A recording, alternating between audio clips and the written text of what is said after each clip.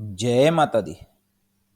कई बार अति परिश्रम के बावजूद भी हमें सफलता नहीं मिलती, या यूं कहे जीवन में संघर्ष ही संघर्ष। व्यापार या बिजनेस में ये उतार चढ़ाव अक्सर आते हैं। आइए समझते हैं ऐसे कौन से योग है, कौन से कारण है कि इतनी मेहनत के बावजूद भी हम सफल नहीं हो पाते। देखिए, यदि लाभेश लाभेश मतलब कौन हुआ? एकादश भाव का स्वामी। मेष लगन की कुंडली में एक उदाहरण लेते हैं, उसमें लाभेश कौन हुए? शनिदेव। ठीक है। यदि लाभेश पाप भाव में हो तो बिजनेस में संघर्ष बनता ही बनता है, यानी इन्वेस्टमेंट में पूरा लाभ नहीं होता है। उदाहरण के लिए मेष लगन की कुंडली में लाभेश के स्थान पे 11 नंबर लिखा हुआ है। आपकी कुंडली में कोई भी नंबर अलग हो सकता है। यहाँ लाभेश कौन हुए? शनिदेव। अब शनिदेव अगर त्रिक भाव 6 8 12 यहाँ बैठ जाए छठे भाव में, या फिर अष्टम भाव में यहाँ बैठ जाए, या फिर द्वादश भाव में यहाँ बैठ जाए, तब भी आपको बिजनेस में दिक्कत आती ही आती है, आपको प्रॉफिट नहीं मिल पाता है।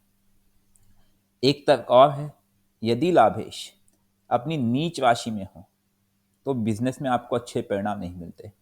अब मेष लगन की कुंडली में लाभेश क्या कौन है? शनिदेव। शनिदेव की नीच राशि कौन सी है? मेष राशि। अब शनिदेव अगर मेष लगन की कुंडली में अगर मेष राशि में आ जाए तब भी दिक्कत है।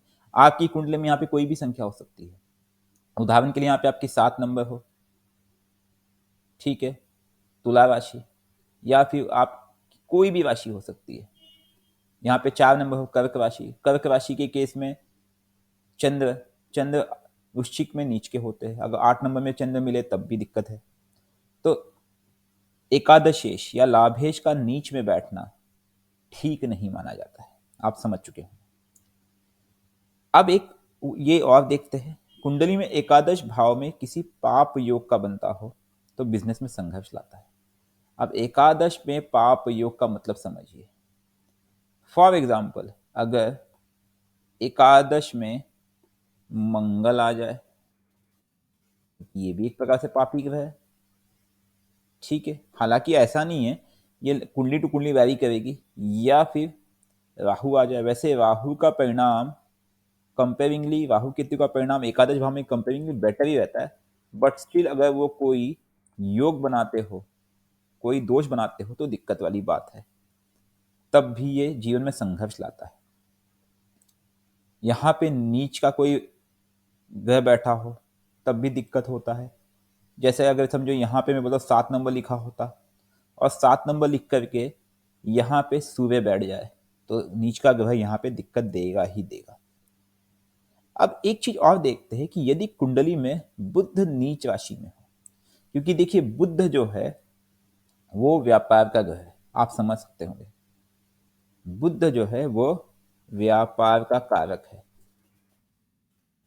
अब अगर बुध मीन राशि में हो, किसी भी भाव में बुध जहां भी 12 नंबर लिखा होगा वहां आते हो मीन राशि में, तब बुध पीड़ित हो गए तो व्यापार करना मुश्किल हो जाता है। या फिर बुध पाप कर्तव्य में हो। बुध पाप कर्तव्य में कब कब होगा? बुध कहीं भी बैठा हो, उसके आसपास में आगे पीछे दोनों तरफ पापी ग्रह हो, जैसे कि मंगल, राहु, शनि, केतु, तब भी वो गलत निर्णय लेगा और बिजनेस में लॉस खाएगा।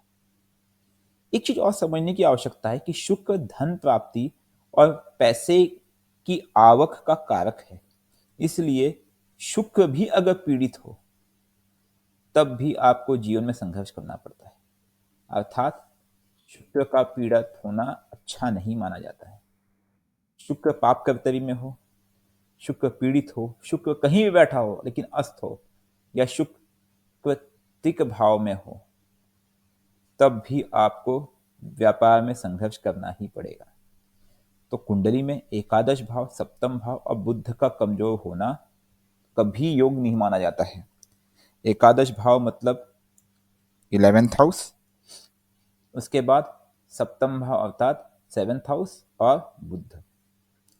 ये अगर कमजोर है तो इनको बल देने की आवश्यकता है, इनका उपाय करने की आवश्यकता है, क्योंकि ये बिजनेस की सफलता में एक्चुअल बाधक है। कुंडली में लाभ स्थान सप्तम भाव बुध पीड़ित कभी ना हो, और व्यक्ति को सफल होना है तो ना तो ये अस्त हो, ना तो ये नीच के चलेंगे, ना ये किसी पीड़ा में चलेंगे। विशेष तौर पे सप्तम भाव और सप्तमेश की स्थिति जीवन में या व्यापार में सफलता के लिए मुख्य कारक है। वही ये दाम्पत्य सुख का भी कारक है और व्यापार का भी कारक है।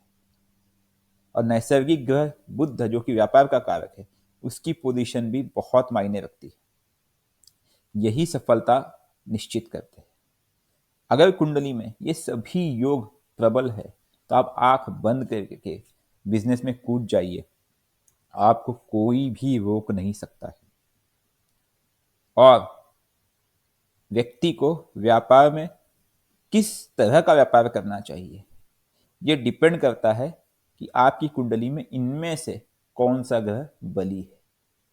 आप समझ चुके, सप्तमेश या बुध या त्रिक भाव भी देखा जाता है, वो तो चलो उसमें और भी बहुत सारे एंगल देखे जाते हैं, लेकिन इनमें से आपकी जो अभी मैंने आपको 6-7 योग बताए, इनमें से कोई भी योग आपकी कुंडली में बनता हो तो आप उसका व्यापार उपाय करें, तभी आपको व्यापार में सफलता मिलेगी।